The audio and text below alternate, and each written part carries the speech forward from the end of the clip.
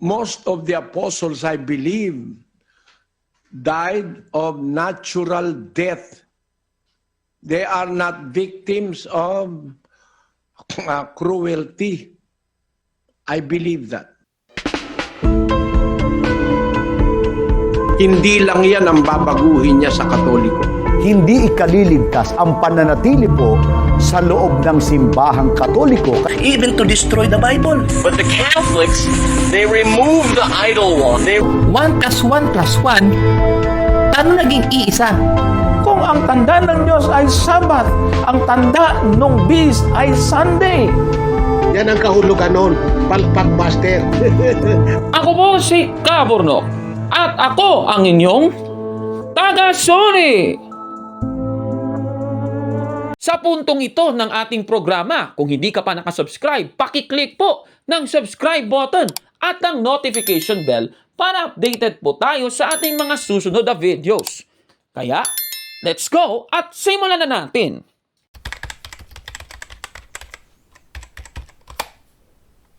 Magandang araw mga kabatid and welcome na naman po sa isang bagong episode ng Taga-Suri.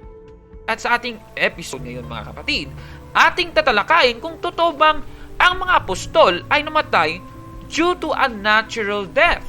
Aba, sige nga, pakinggan natin ito mga kapatid. Ang mga bagay ngang ito, mga kapatid, ay inianyo ko sa halimbawa sa aking sarili at kay Apolos dahil sa inyo, upang sa amin ay mga tuto kayo na huwag magsihigit sa mga bagay na nangasusulat. Dapat yung nakasulat, doon tayo matuto. Wala namang nakasulat na si Pablo pinugutan ng ulo. O kaya wala naman nakasulat na si Pedro pinako rin sa krus. No? Walang ganung nakasulat eh. Para ituro mo yan, matindi ang kawalan ng hiya mo. Walang hiya ka. You are a shameless person if you teach things which are not in the Bible. You are practically making people believe in things which God do not want them to believe. Because according to the Bible, ye may learn in us or by us not to go beyond what is written. There is no single verse in the Bible that says that Peter was crucified. And there is no single verse in the Bible that will tell us that all the apostles were maltreated, all the apostles were beheaded. No. Most of the apostles, I believe, died of natural death. They are not victims of cruelty. I believe that. Inyo pong napakinggan mga kapatid si Eliseo Soriano ng Members Church of God International. Ayon sa kanya, most of the apostles, I believe, died of natural death. They are not victims of cruelty. I believe that. Yan pong sabi ni Eliseo Soriano ng Members Church of God International. Binatayan niya ang unang Korinto, Kapitulo 4, versikulo 6. Dapat daw, nakasulat lang sa Biblia yung ipapangaral mo.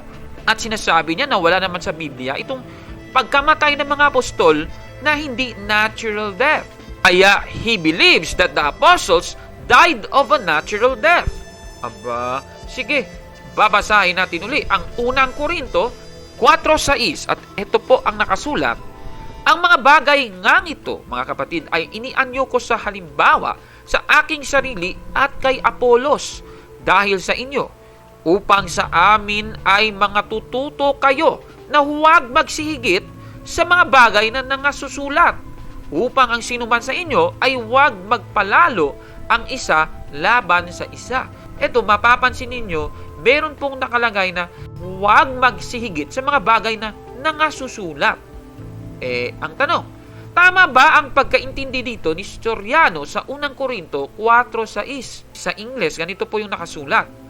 if you pay attention to what I have quoted from the scriptures, ibig sabihin, yung nangasusulat na tinutukoy dito, yun po yung scriptures. Tapos sasabihin niya, yung scriptures dito ay Biblia daw. Basta, ang alam ko, mga kapatid, hindi lang po salita ng Diyos sa Biblia yung dapat nating pagtuunan ng pansin. Babasahin natin sa 1 Korinto 11:2. Ipinagmamalaki ko kayo sapagkat sa lahat ng bagay ay naalala ninyo ako at nananatili kayong matibay sa mga tradisyon gaya ng ibinigay ko sa inyo. Napakaklaro niyan. Hindi lang po scriptures yung ibinigay ni San Pablo, kundi pati yung mga tradisyon na ibigay po iyan ni San Pablo. Naku naman. Di naman po lahat ng mga bagay ay naisulat sa Biblia. Babasahin natin ang Juan, Kapitulo 21, versikulo 25.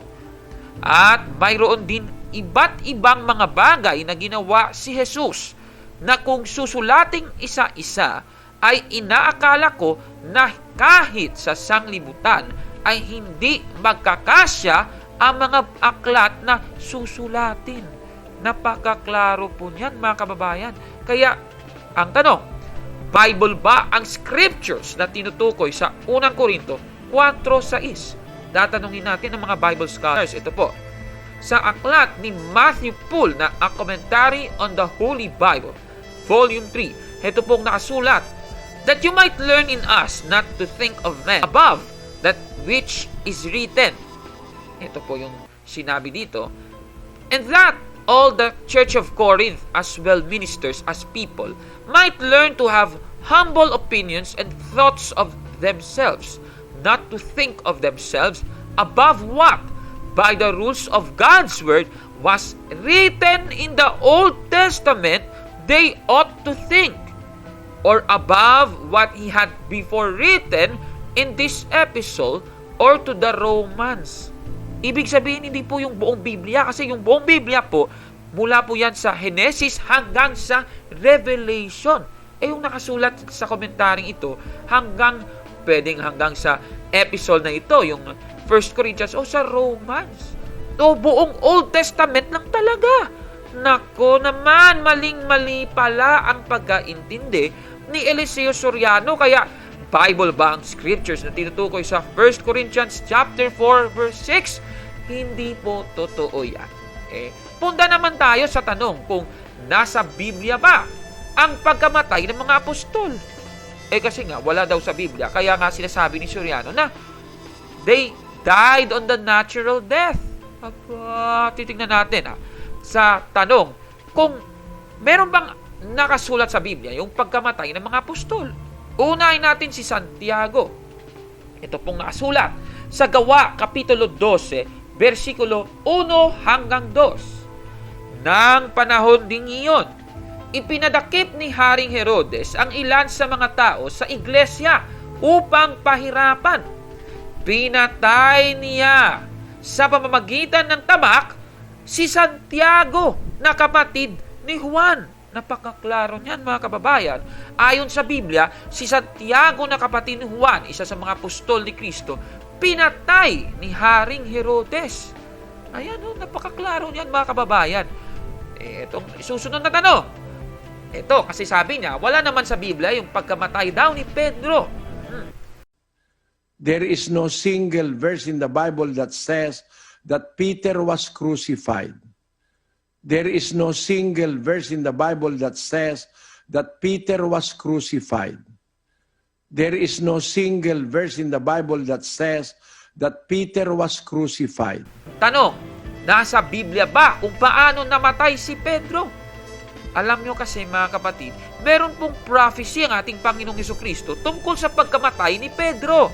Babasahin natin yan sa Juan Kapitulo 21, versikulo 18.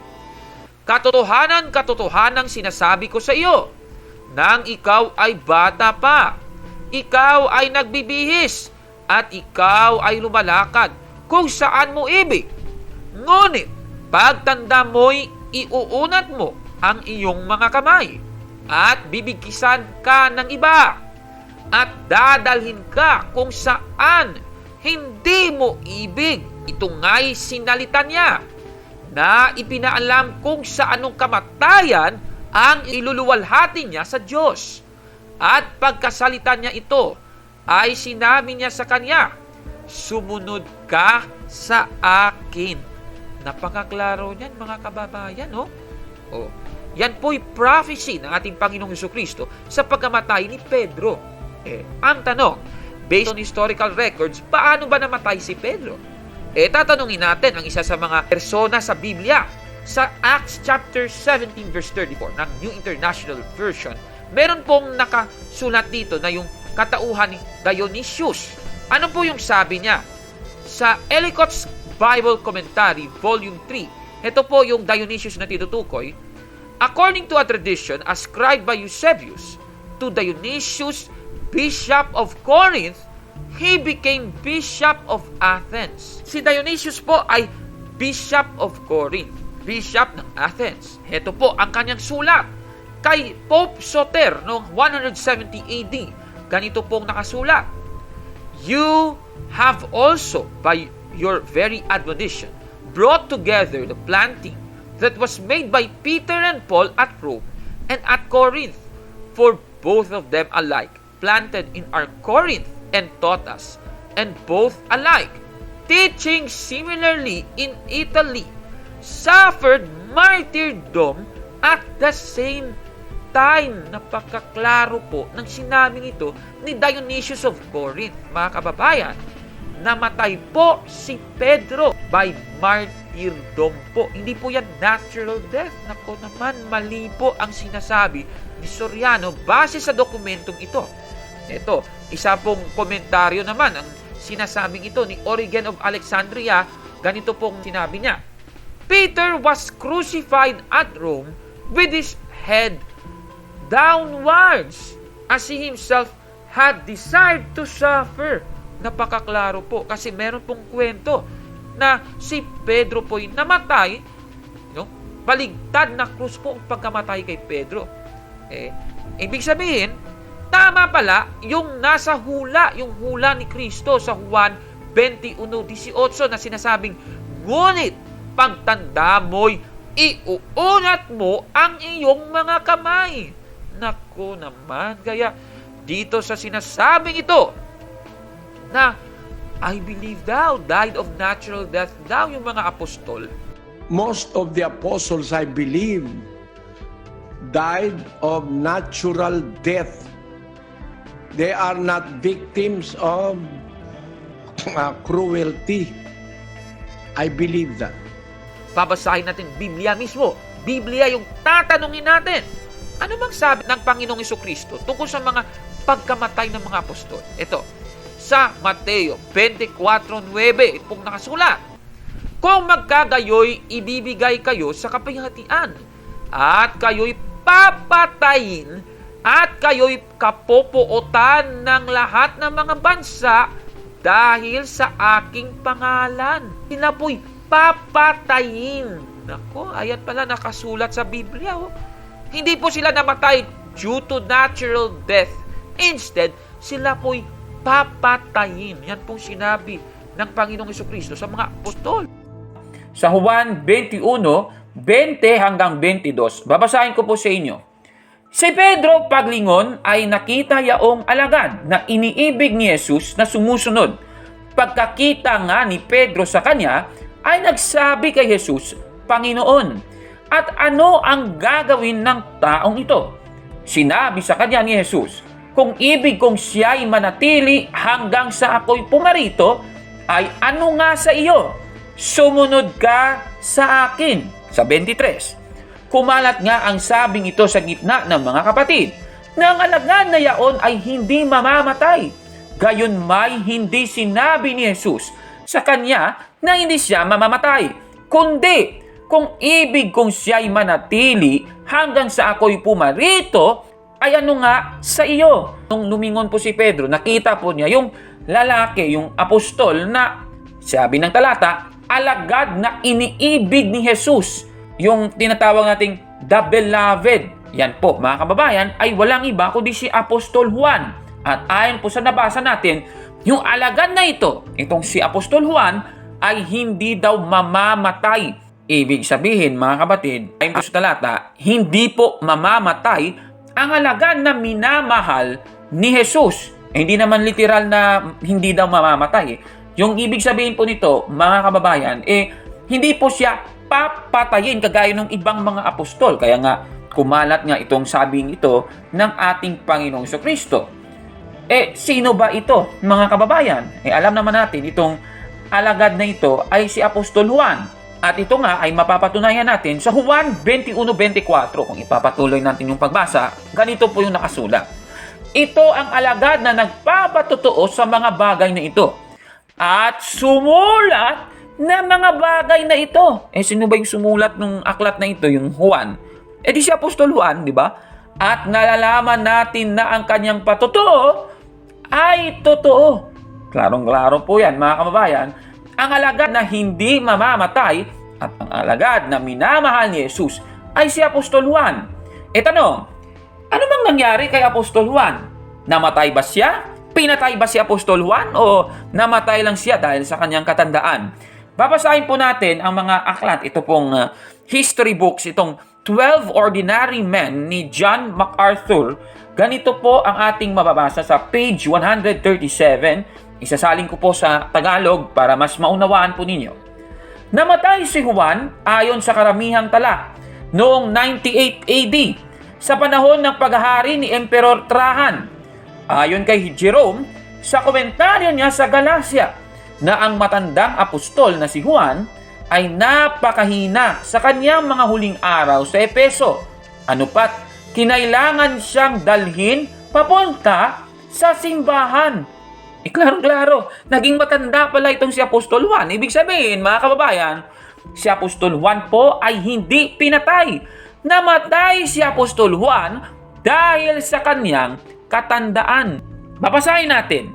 The 13 Apostles ni J. Ellsworth Kalas, yung 2002 edition ng ating babasahin, page 105, ganito po yung ating mababasa. Nang siya ay palayain sa Patmos, ayon sa tradisyon, si Juan ay dumating sa Efeso at doon ay naging isang iginagalang na tao. Sa panahong iyon, ang nag-iisang nabuhay na miyembro ng orihinal na 12. Klarong-klaro po yan, mga kababayan. Napakaklaro po. Mga kapatid, hindi po si Juan pinatay. Kaya si Apostol Juan ay nakaligtas sa mga persecutions na nangyari sa mga unang Kristiyano. At alam naman natin yung ibang mga apostol ng ating Panginoong Jesucristo, they are being persecuted po ng iba't ibang grupo na hindi naniniwala sa ating Panginoong Jesucristo. Kaya ang tanong, totoo bang sinasabi ito ni Eliseo Soriano? Hindi po totoo yan. Kaya, busted yan! Nako, eto. Naalala ko tuloy, sinabi ni Soriano, kung maling-mali o mali-mali ang mga sinasabi ng isang mangangaral at miyembro ka sa kanyang samahan, ano bang gagawin mo? Pakinggan natin si Eliseo Soriano, mga kapatid. Para makilala mo yung totoong relihiyon, kailangan ng aral nun tama, walang mali. Pag nakakita ka isang mali, layas na. Pag nakakita ka isang mali, layas na. Ako naman, ayan pala eh. Ano po masasabi niyo sa ating episode ngayon, mga kababayan?